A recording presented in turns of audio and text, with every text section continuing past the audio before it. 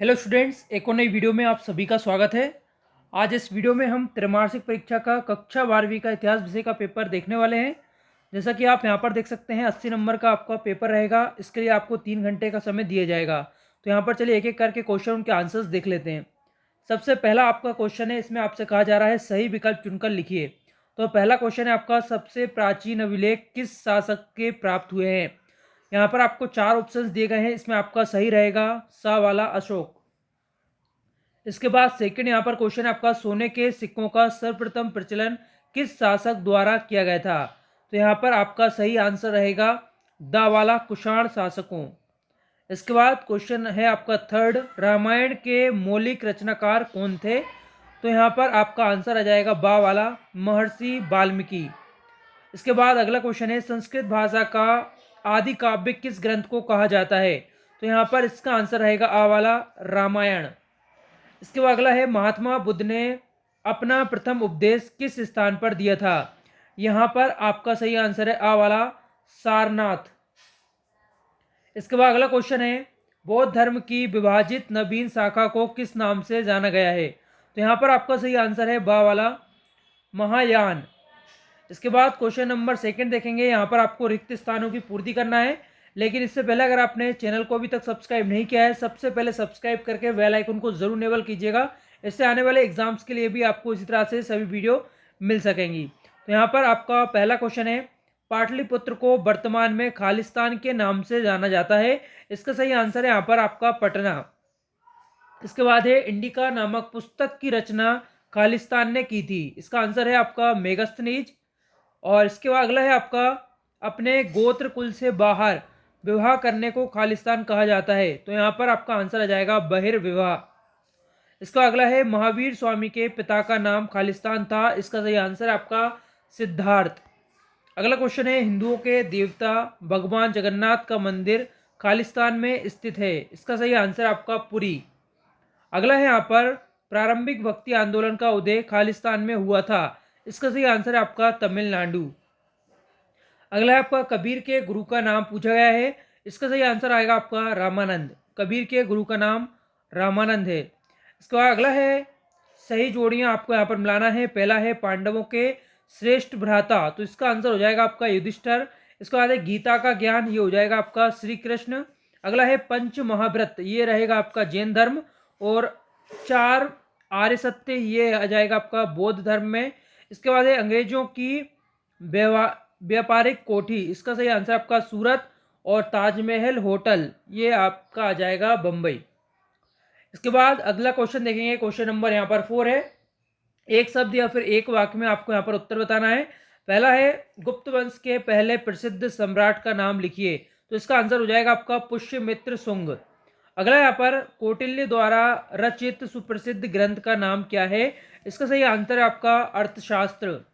अगला है, सर्वाधिक प्राचीन स्मृति कौन सी मानी जाती है। तो इसका सही आंसर है आपका मनु स्मृति। इसको अगला है, संस्कृत भाषा में रचित कितने ग्रंथों को महाकाव्य की संज्ञा प्राप्त है। तो इसका सही आंसर आपका 2।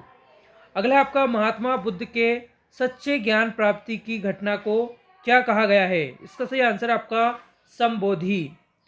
अगला है यहाँ पर, सिख धर्म के प्रवर्तक कौन है। इसका सही आंसर आपका तलवड़ी। इसके बाद अगला है, गुरु नानक का जन्म कहाँ हुआ था। इसका सही आंसर रहेगा आपका चैतन्य महाप्रभु। इसके बाद यहाँ पर आपका प्रश्न क्रमांक 5 देखेंगे। यहाँ पर आपको सत्य असत्य बताना है। पहला है, ब्राह्मी लिपि बाएं से दाईं और लिखी जाती थी। तो ये यहाँ पर आपका सही हो जाएगा। इसके बाद है, सोने के सिक्कों का सर्वप्रथम प्रचलन मौर्य शासकों द्वारा किया गया है। ये यहाँ पर गलत है। इसका अगला है, मनुस्मृति हिंदू विधि पर सर्वाधिक प्रमाणिक ग्रंथ माना जाता है। ये यहाँ पर आपका सही है। मनुस्मृति हिंदू विधि पर सर्वाधिक प्रमाणिक ग्रंथ माना जाता है। अगला है, समाज में गांधर्व असुर राक्षस और पेशाच विवाह को अच्छा माना जाता है। ये यहाँ पर है गलत। इसका अगला है, सांची के स्तूप का निर्माण सम्राट हर्ष ने करवाया था। ये भी यहाँ पर असत्य हो जाएगा।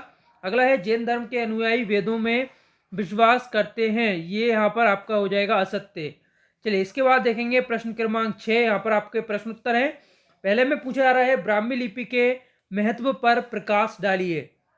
क्वेश्चन नंबर यहाँ पर 7 है आपका, जनपद शब्द के अभिप्राय को स्पष्ट कीजिए। इसके बाद है 8वां, महाभारत का क्या ऐतिहासिक महत्व है। प्रश्न क्रमांक 9 है आपका, मातृवंशिकता से आपका क्या अभिप्राय है। क्वेश्चन नंबर 10 है, जातक ग्रंथों से आप क्या समझते हैं। इसके बाद प्रश्न क्रमांक 11 है, जिम्मी से आप क्या समझते हैं। प्रश्न क्रमांक 12 नोट करना है, बौद्ध धर्म और जैन धर्म की 2 समानताएं लिखिए।